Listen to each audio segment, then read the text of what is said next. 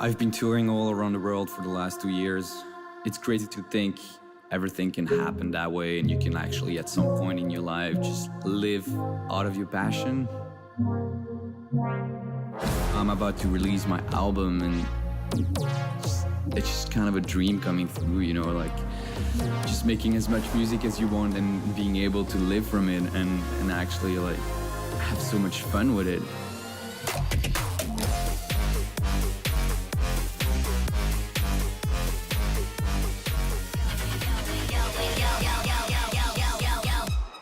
Keep me going.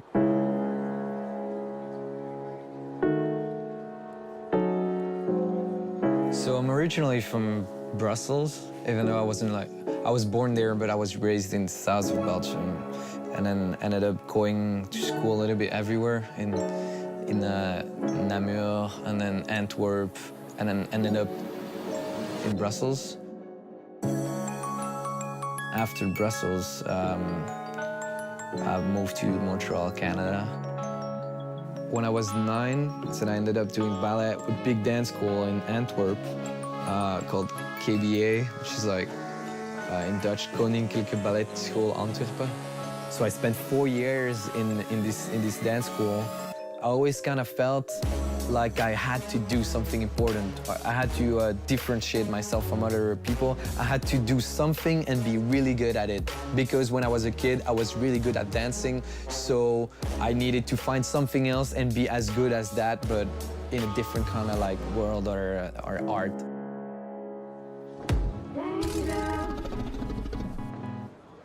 I started studying here in electroacoustics at Concordia University. Since I was studying in sound and I was already making so much music, I was already like into it.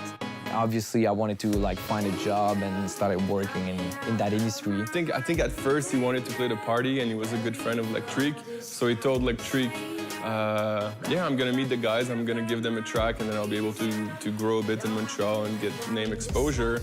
All three of us, including Julien, who's not here right now, we kind of just like sucked his talent into our group and he became one of us. What's up, Electric Fire?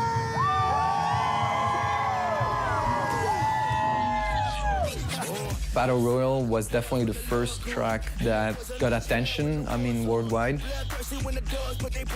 It was the first time I released it, and the day of the release, we knew that something was going on, because I think it had 20 times more plays than usually. Everyone started sharing it. So it was the first track that became big.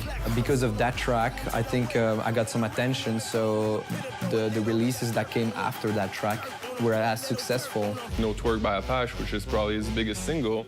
There was like one big moment.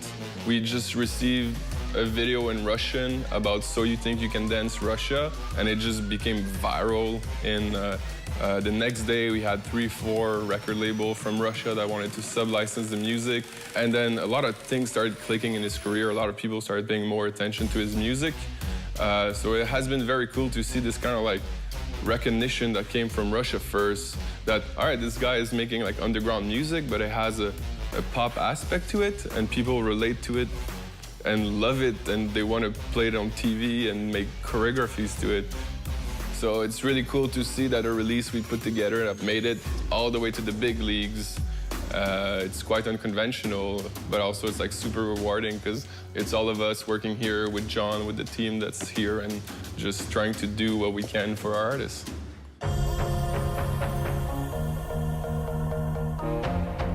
Oh my God, there are actually people at the other side of the world that are like really, really like listening to your music, and they are like super fan of it. You never know for how long you're gonna be touring, for how long people are actually gonna listen to your music. So if one day people stop listening to my music, I'm gonna still make some just for myself.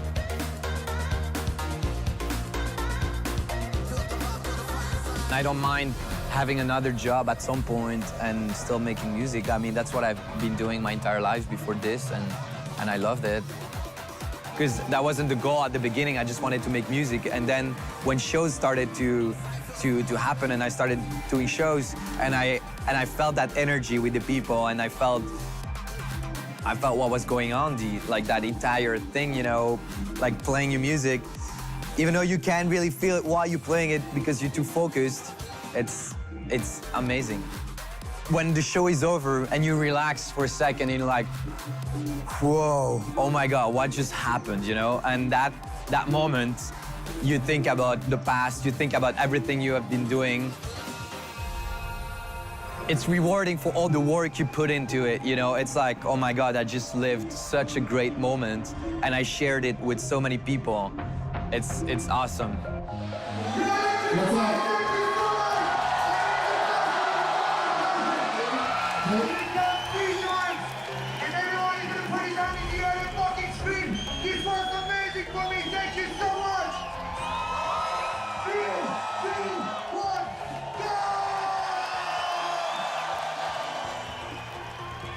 What I wish next, to be able to continue making as much music as I can and be able to live from it so that I can literally, like, full-time just make music and enjoy life with that.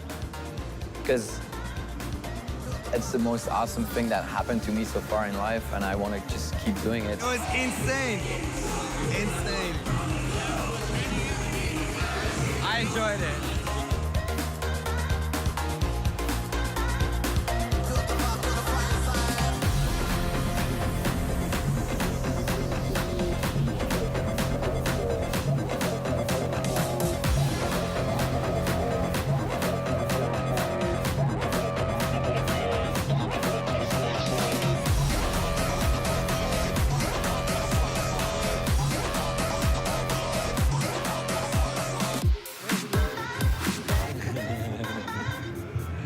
It's awesome. It was epic. Yeah, thanks, bro.